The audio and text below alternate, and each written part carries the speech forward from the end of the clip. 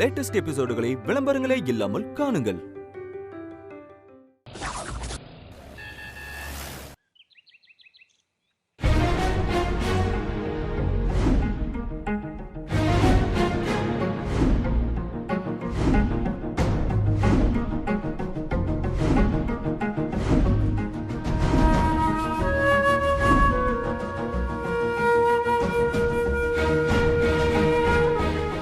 பரவாயில்ல.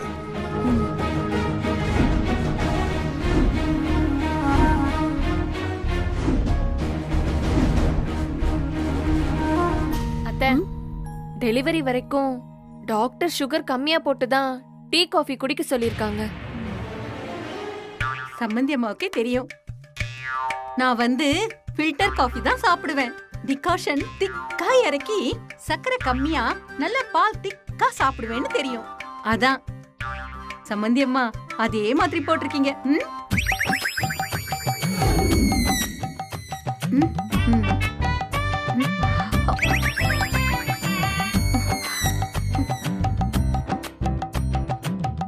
அத்தை, லாண்ட்ரி 4-5 நாள் லீவ் போல.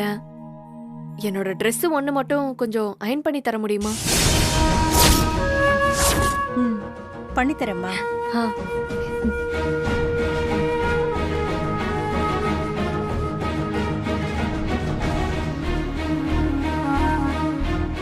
அம்மா, லஞ்ச் கூட முடிஞ்சதுன்னா காலையிலே சேர்த்து கட்டி கொடுத்துறீங்களா? சரிப்பா. சூப்பர்மா. நீங்க பொறுமையா செய்யுங்க சம்பந்தி. நான் வேணா மாப்பிள்ளைக்கு போய் கொடுத்துட்டு வந்துடுறேன். அம்மா, இன்னைக்கு மத்தியானத்துக்கு அப்புறம் எனக்கும் கிளாஸ் இருக்கு. லஞ்ச் இப்பவே எனக்கு கட்டி கொடுத்துருங்க. அத்தை, விஜய் இன்னைக்கு பொங்கல் செஞ்சு தர சொன்னா. உங்களுக்கே தெரியும், நீங்க செஞ்சாதான் அவன் சாப்பிடுவான். செஞ்சிடுறேன். அம்மா, அம்மா, இந்தம்மா காஃபி சூப்பரு. இந்த 7 சீட்டுக்கு நேர்ல வர சொல்லிருக்காங்களா? அப்புறம் என்ன தோச்சு துணியெல்லாம் பெட் மேல இருக்குமா, அதை மட்டும் கொஞ்சம் மடிச்சு வச்சிருமா. ப்ளீஸ் ப்ளீஸ் ப்ளீஸ்மா. சரி. அம்மா, எனக்கு என்ன டிஃபனு? இட்லி சட்னி. ஓகே, நான் போய் சாப்பிட்டு வந்துடுறேன்.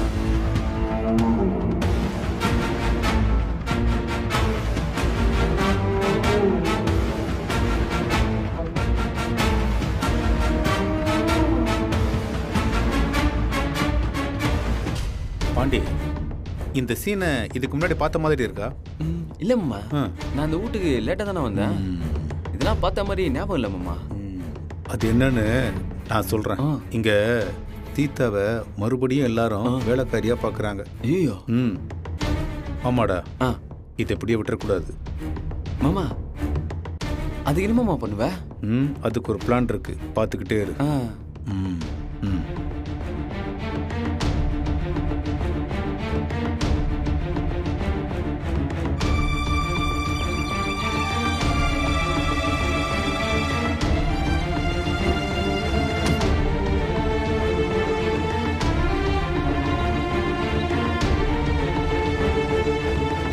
நான் நினைக்கிறேன் அவங்க சொல்லாட்டியும் அதே எல்லா வேலையும் இழுத்து போட்டு செய்வாங்க போல.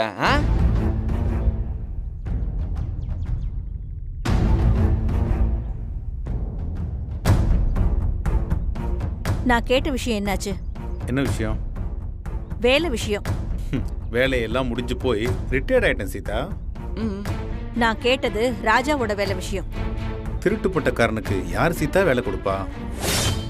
அதான் அவன் லஞ்சம் கொடுத்தது ஊரே கேளு நாடே கேளுன்னு எல்லாருக்கும் தெரிஞ்சு போச்சே. எந்த மூஞ்ச வச்சுக்கிட்டு அவனுக்கு போய் நான் வேலை கேட்க முடியும்? நீயே சொல்லு. உங்களால அவனுக்கு வேலை வாங்கி தர முடியுமா முடியாதா? இன்னைக்கு ஒழுக்கமா இருக்கிறவனுக்கு இங்க நல்ல வேலை கிடைக்கிறது ரொம்ப கஷ்டமா இருக்கு. ஆமா, இவனுக்கெல்லாம் வேலை கிடைக்கிறது ரொம்ப கஷ்டம் சீதா. அத முதல்ல புரிஞ்சுக்க நீ. சரி, விட்டுருங்க. இதை எப்படி பாத்துக்கிறதுன்னு எனக்கு தெரியும்.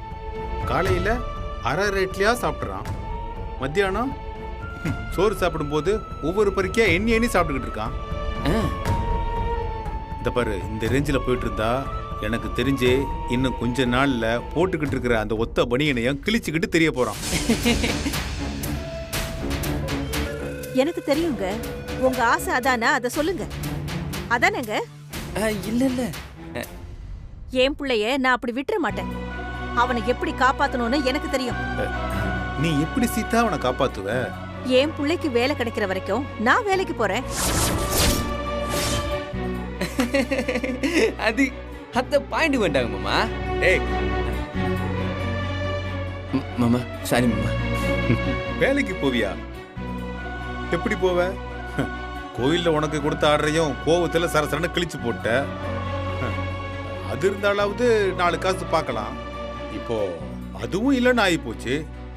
இப்ப என்ன பண்ண போற?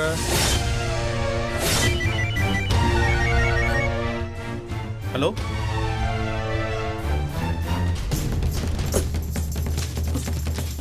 அத்த புடிங்கத்த புடிங்கத்த. கோயில்ல நீங்க வாங்கி படம் தூக்கி போட்டீங்கல்ல, அதை நான் பத்திரமா வச்சுக்கிறேன். உள்ள வேணும், உள்ள வேணும், மச்சம் வேணும். அப்புறம் நான் குத்தம் சொல்லாதீங்க. சத்தியமா.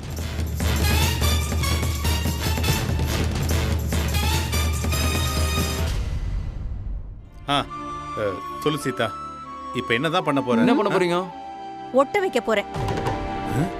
எது? நம்ம குடும்பத்தையா? கிழிச்சு போட்ட கான்ட்ராக்ட.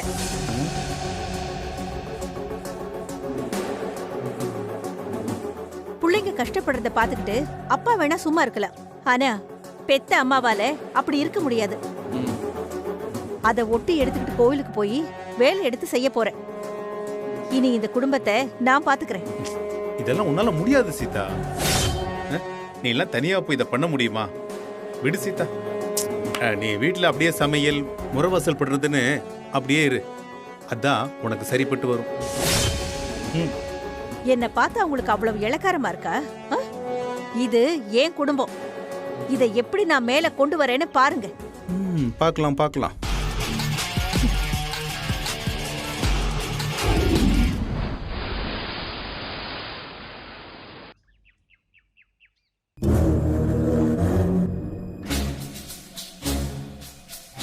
ஏமா மாப்பிள்ளைக்கு என்னமாச்சு? காலங்காத்தால குறுக்க மறுக்க நடந்துகிட்டு இருக்காரு. அவரு நடுராத்திரில இருந்து இப்படிதான் நடந்துகிட்டு இருக்காரு.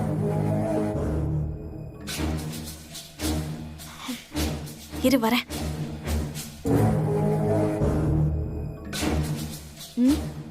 இத பாரு, சட்ட புட்டுன்னு உன் புருஷனை நல்ல வேலைக்கா போக வைக்கிற வழி இருந்தா பாரு. இல்லன்னு வச்சுக்கோ, இன்னும் கொஞ்ச நாள்ல மண்டை சூடாயி லூஸ் ஆயிருவான் பாத்துக்கோ.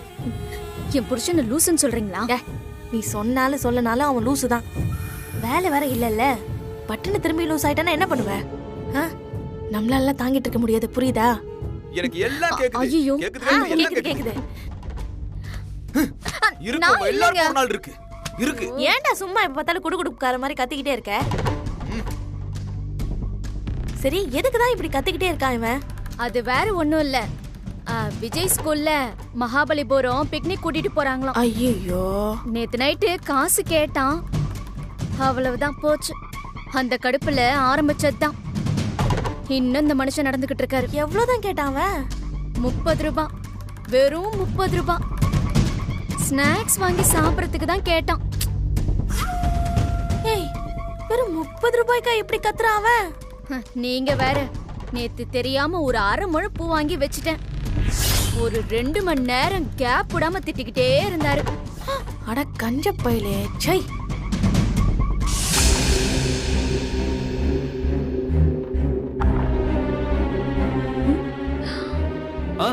சரி, நான் அனுப்பிச்சு வச்சிடுறேன். அனுப்பி வச்சிடுறேன்.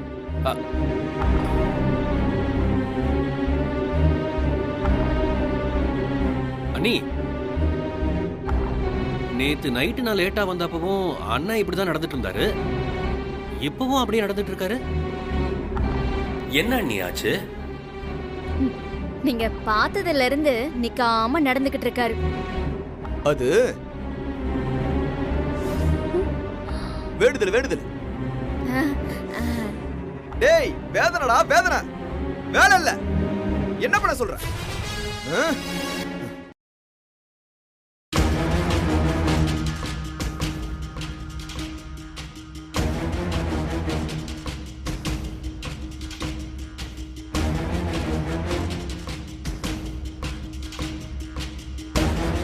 அத்தை, காஃபி எனக்கு வேண்டாம் மேகலா.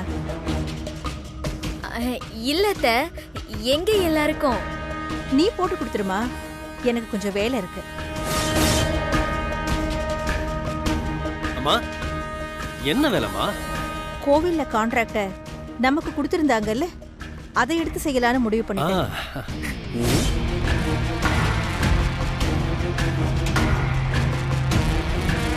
அம்மா, நீ எதுக்குமா இப்ப வேலைக்கெல்லாம் போய் கஷ்டப்படணும்? இதுல என்ன கஷ்டம் இருக்கு சொல்லு மலர், என்ன கஷ்டம் இருக்கு?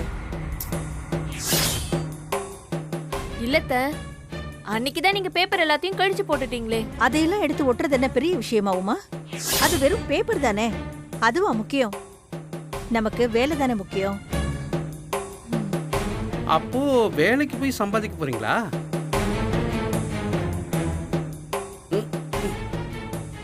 இவன் வேற முறைக்கிறானே. ஆமா ஆமா, நான் வேலைக்கு தான் போறேன், சம்பாதிக்க போறேன்.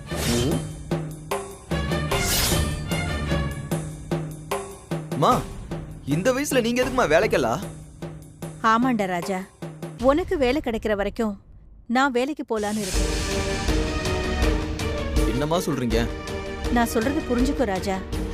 இந்த மாதிரி சமயத்துல நான் ஒரு அம்மாவா உனக்கு ஒத்தாசையா இருக்கணும்ல.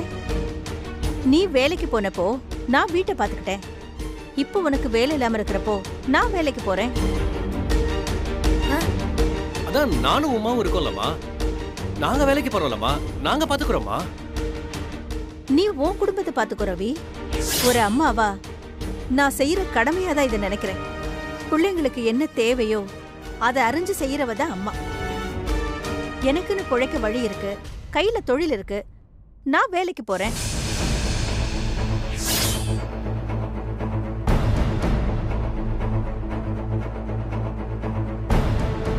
இந்த விஷயத்தை யாரும் பெருசா எடுத்துக்க வேண்டாம்.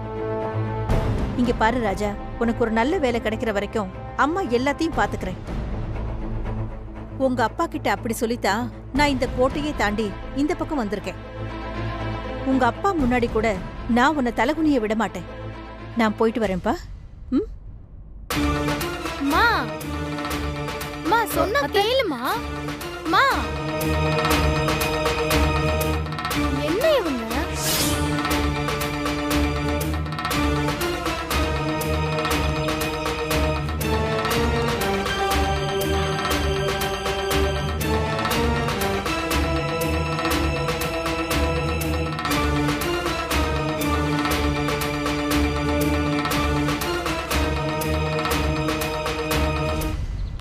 சீதா, என்ன சீதா, காலையிலேயே எங்கேயோ கிளம்பியாச்சு போல. நீங்க கை விட்டுட்டா என் புள்ள ஒண்ணும் இல்லாம போயிடுவானா? அவனை என்னைக்குமே நான் தோத்து போக விட மாட்டேன். அவன் கூட நின்னு நான் ஜெயிக்க வைப்பேன். நெல்லு, வழி விடுங்க, நான் கிளம்பணும். ஒரு முக்கியமான விஷயம், இங்கே இரு. குர்ரா, பத்தவை.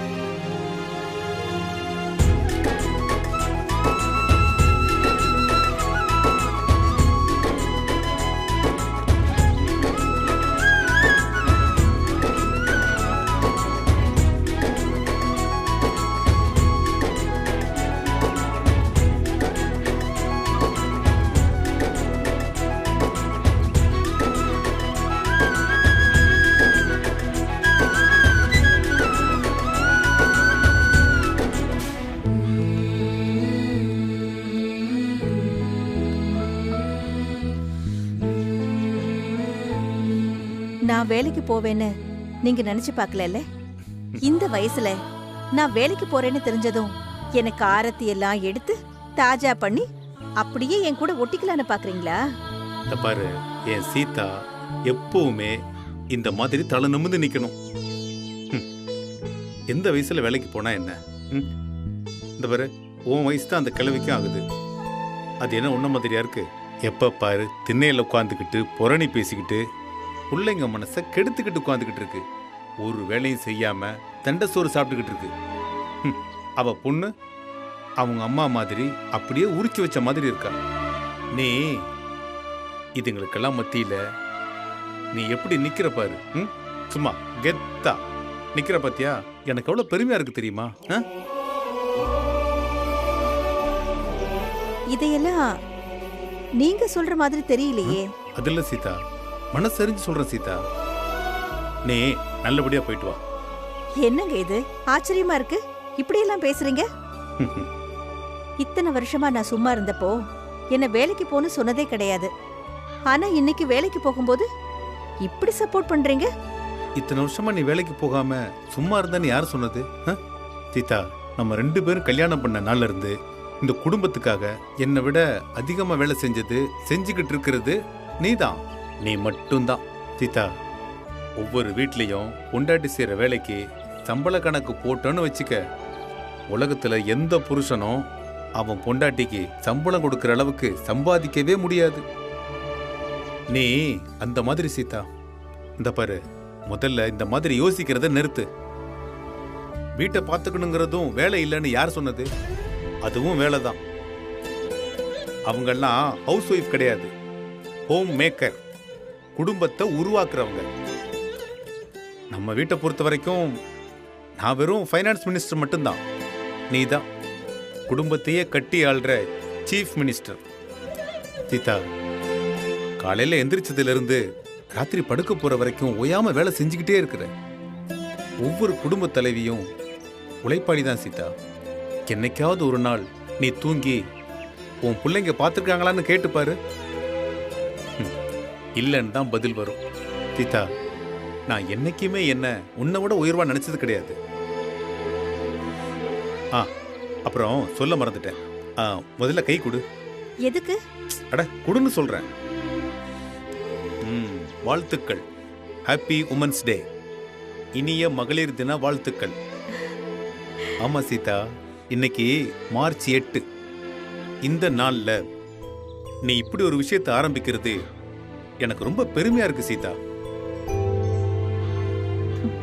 சரி, நான் வரட்டுமா? சீதா, ஒரு நிமிஷம்.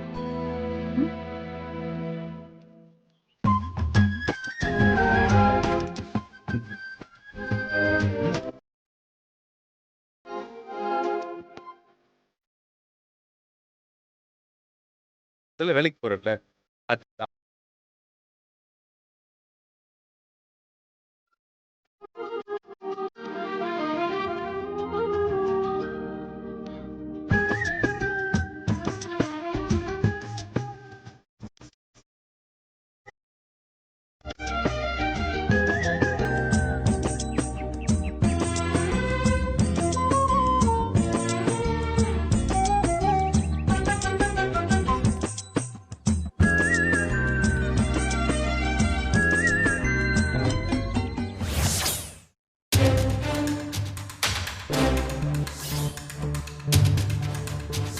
என்ன மாப்பிள்ள, விவரம் இல்லாம உங்க அம்மாவை வேலைக்கு அனுப்பிச்சு வச்சிருக்கீங்க? மாப்பிள்ள, கையில ஒண்ணும் இல்லாதப்பவே அவங்க உங்களை மதிக்கிறது இல்ல. இதுல உங்க அம்மா கையில பணம் புழங்க ஆரம்பிச்சா அவங்களும் உங்க அப்பா மாதிரியே பண்ணுவாங்கன்னு அவங்கள வேலைக்கு போக விடாம செஞ்சோம். இதனால அவங்களோட கைதான மேல வாங்கி இருக்கும். நமக்கு இதுல எதுவுமே கிடைக்க போறது இல்ல. ஆமா ஆமா, நீங்க வேலைக்கு போகும்போதே உங்க அப்பா அவ்வளவு பேசுவாரு. இதுல உங்க அம்மா சம்பாரிச்சு நீங்க உட்காந்து சாப்பிடுற நிலைமை வந்துச்சுன்னா போச்சு, அவ்வளவுதான். உங்களை மொத்தமா நசுக்கி விட்டுருவாரு. இங்க பாருங்க, இன்னைக்கு உங்க அம்மா வந்த உடனே இனி அவங்க வேலைக்கு போக வேண்டாம்னு ஸ்ட்ரிக்ட்டா சொல்லிருங்க. அம்மாக்கள் யாரும் கண்டிப்பா சொன்னா கேட்க மாட்டாங்க. பாசமா அக்கறை இருக்கிற மாதிரி சொல்லுங்க, அப்பதான் கேள்வி கேட்காமலே ஒத்துக்குவாங்க.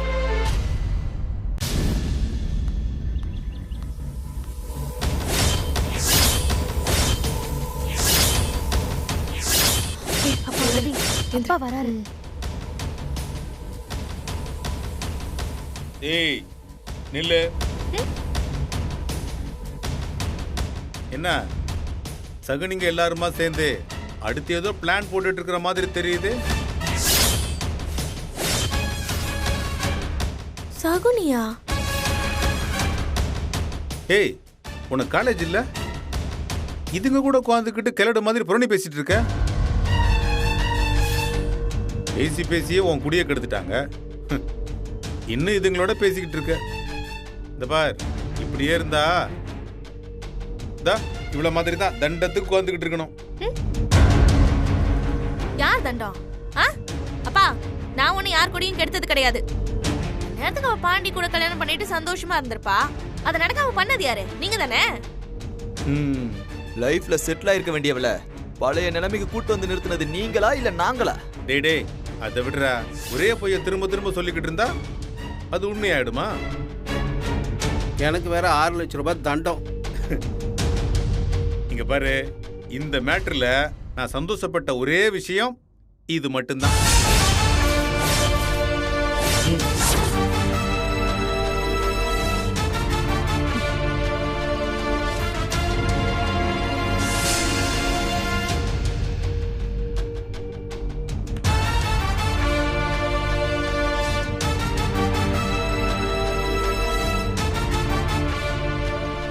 அத கொடுங்கம்மா. அம்மா, அம்மா. டேய் ராஜா, என்னடா ஆச்சு? என்னம்மா இது இப்படி ஆயிருக்கு கை? ஏய், உங்க அம்மா கையை இப்பதான் பாக்குறியா நீ? இதுக்கு முன்னாடி பார்த்ததே இல்லைல்ல? இப்படி உழைச்சு உழைச்சு காப்பு காய்ச்சி போன கைய நான் பார்த்ததே இல்லம்மா. இனிமே நீங்க வேலைக்கு போக வேண்டாமா? ஏன்பா? நீங்க கஷ்டப்படுறத எங்களால பார்க்க முடியலம்மா. தோளுக்கு மேல வளர்ந்த பிள்ளை வீட்டுல இருக்கும்போது நீங்க இப்படி போய் அடுப்படியிலையும் புகையிலையும் வேலை செஞ்சு கஷ்டப்பட வேண்டாமா? இல்லடா, உனக்கு ஒரு கஷ்டம்னு வரும்போது அம்மா, இந்த வயசுல உங்களை வேலைக்கு அனுப்பிட்டு அத வேடிக்கை பாக்குற புள்ள தகுதி இல்லாதவம்மா. இனி நீங்க வேலைக்கு போக கூடாதுமா. ப்ளீஸ்மா, ப்ளீஸ்.